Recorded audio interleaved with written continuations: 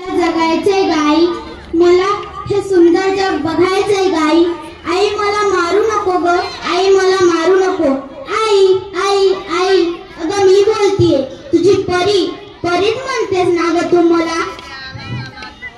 पण तुला आई तरी कसं संबोधू ग. अगं कोणी कोणाला उगाचच भेटत नाही, तर ते जन्मोजन्मीचे ऋणानुबंधने असतात. आपल्या ऋणानुबंधन आहे का ग, की ज्याने आपण भेटलो आणि दुरावलोही. असं कालच बाबांचं आणि तुझं बोलणं पोटातच ऐकलं गाई. विशेषतः आजी आजोबांची इच्छा नाही ना ग माझा जन्म व्हावा म्हणून. सांग ना आई, सांग ना. बाबा बाबा बाबा, तुम्हाला आवडते ना लेक माझी लाडकी पाहायला. बाबांची लेक लाडकी असते ना. सांगा ना बाबा, बोला ना.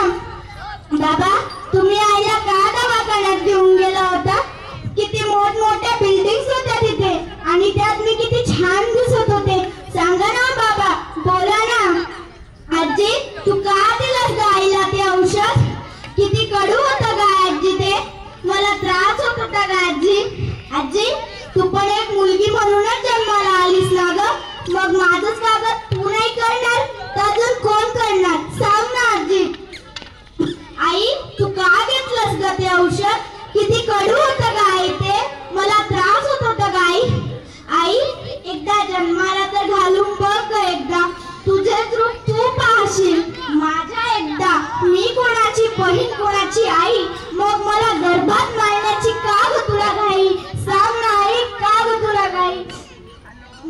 आई मला समजते तुझी दुटमळ, पण मी मुळीच राहते ना नाही ना ग आई. खर्चाचं म्हणशील तर ते पात्र देणार नाही. मला नवीन कपडे नको ग, मी ताईचे जुने कपडे घालीन. शाळेत जाईन, ताईचे जुने दप्तर वापरीन. मोठे होईल आणि माझ्या हुंड्याची तयारी करेन. बाबांना जरा सुद्धा त्रास होऊ देणार नाही गाई. आता तूच सांग, उद्या तुम्हाला काढून टाकायला दवाखान्यात जाणार आहेस. याचं दुःख बनवू की तूच काही क्षण माझ्या समोर आहेस याचा आनंद बनवू. सांग ना आई, सांग. नुसत्या त्रिभ्रूण हत्या थांबवून काय होणार. मुलींच्या संरक्षणाची जबाबदारी घेणार तरी कोण. या झोपलेल्या मनातला हा लढा माझ्या माझ्या अस्तित्वाशी. अगं आपली आत्मशक्ती हाच आपला अलंकार. पण मी ठरवले आता रडायचं नाही तर लढायचं. पण मी ठरवले आता रडायचं नाही तर लढायचं. ऐक मुली तुला सांगते, पिंजऱ्यात आता फडफडू नकोस. ऐक मुली तुला सांगते, पिंजऱ्यात आता फडफडू नकोस. पेटून उठू नकोस, पेटून